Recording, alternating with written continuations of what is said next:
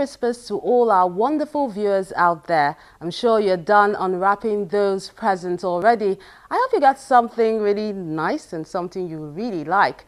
But we've got something extra special for you today on this week's edition of the show. We're going to be reliving some of the exciting features we showed you in 2015, especially the ones that got you talking and got your attention. Welcome to Art House. I'm Melinda Akinwami.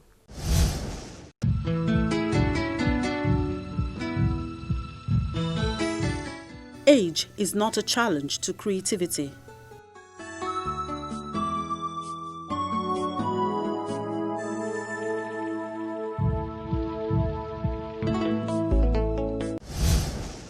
Some of the Nigerian masters exhibited their works of art this year.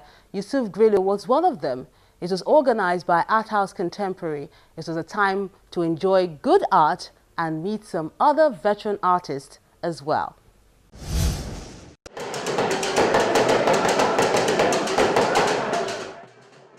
For a crowd to gather like this, especially for an exhibition, then there must be something extra special about it. Indeed, there is.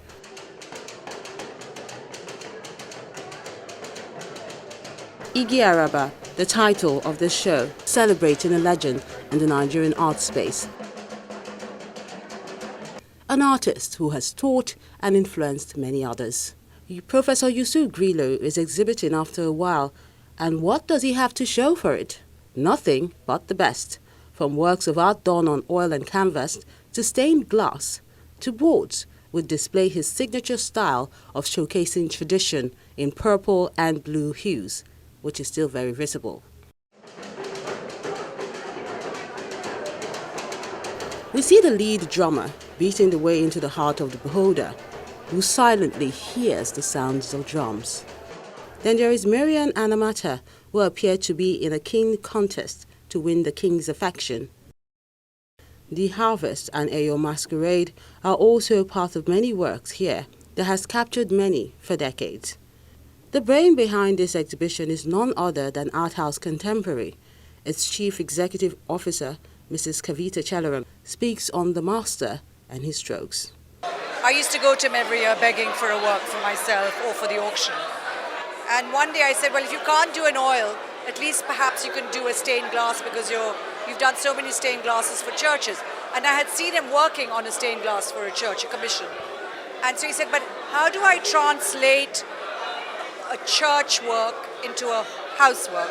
And then I said, well, it doesn't have to be a work of religion. Why can't it be of one of your paintings? And so it clicked onto him, and he said, when I was a student in school, one of his teachers said, your works look as if they are stained glass. And then it kind of clicked, and he started working on the stained glass. And he was so excited by that medium that he was able to revisit his oils that he'd kept away for the last 10 or 20 years and start working on them.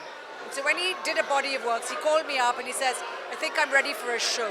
I've managed to do 4 glass and 4 oils. But it's taken us 2 years in the making, and we were able to get 11 oils and 6 glass works. This is also a haven for art collectors and patrons. For this man, his involvement in this project is one that could not be turned down. These are guys who have defined art in Nigeria, and not just in Nigeria, across the continent, by the way. All right, and they need to be celebrated. His pieces have risen in terms of price and value over time, just because of the quality and what he stands for. He's a great man, and we're privileged to have been able to support this particular initiative. Professor Grillo's contemporaries remember the good old days at the university in Zaria, Kaduna, northern Nigeria, where a group of youngsters pushed for change through the Zaria rebels. Most of them have been fortunate to be alive to see this day, hale and hearty. But coming to the present, the notion that nothing much has changed is still intact. We all arrived Zaria just before independence, and we engineered the type of country, culture that we would expect that Nigeria should have after independence. Artists from across the world are here. At one time or the other in their careers, they have studied his work for guidance. I heard his name first by my HOD in South Africa, Mr. David Jones, asking me to use him as a reference. As to that, I didn't even really know much about him till I had the privilege to come here today.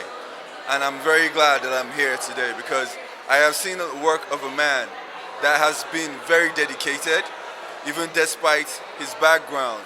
He has turned, in fact, literally what I've noticed about his exhibition is he has used his cultural and heritage and transformed them with two-dimensional works of the Western canons. That's brilliant. For me, I find it particularly interesting, Grillo's work, that is, because Grillo's work, to me, effortlessly combines European traditions with African traditions, which I think was typical of the Zaria School of Artists. So that's why, well, I love his work. For me, it's very easy to relate to his work from a European perspective. And it's a little bit what I think might be happening in my own work.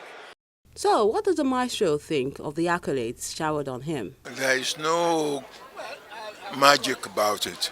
You are yourself. You can't change, excepting you are not sincere.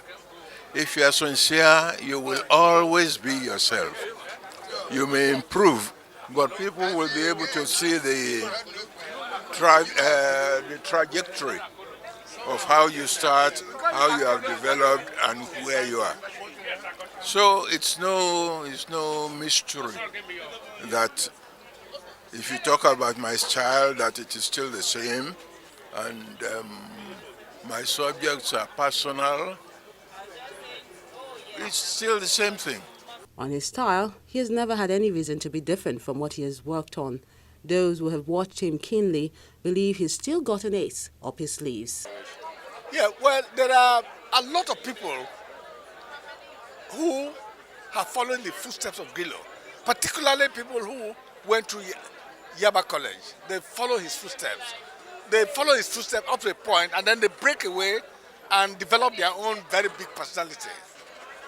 That is Grillo, a role model, a pace setter, and someone who continues to inspire confidence in everyone. To the next generation of creatives, humility is the watchword. They should forget about money. They should concentrate on the work.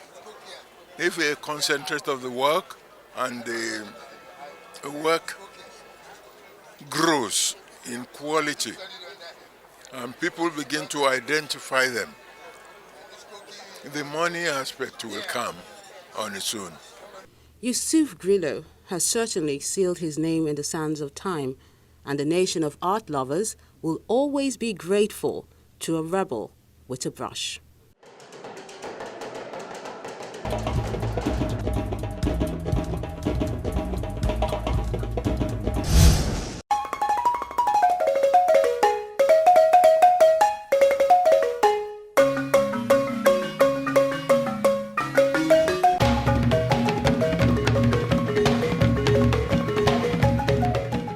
A veteran filmmaker with a Pan-African vision, he introduced several innovations into African film industry by bringing notable practitioners of African descent into his crew.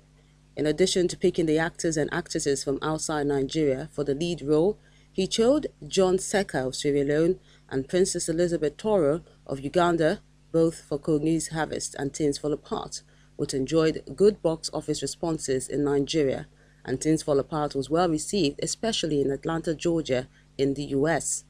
He equally produced documentaries for the United Nations as well as the war in Congo. His last feature film was the production of Eye of Life in 1988.